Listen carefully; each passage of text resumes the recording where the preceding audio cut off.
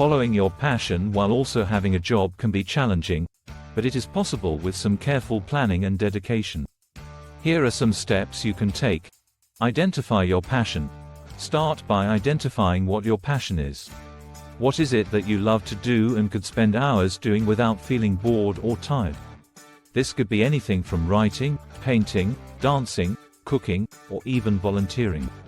Create a plan. Once you have identified your passion, create a plan for how you can pursue it while still maintaining your job.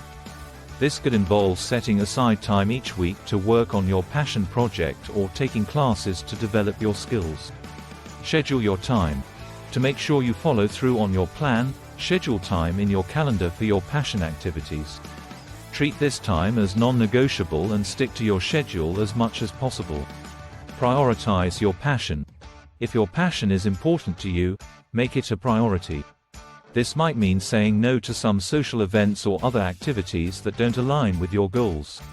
Stay motivated. Finally, stay motivated by reminding yourself why you are pursuing your passion.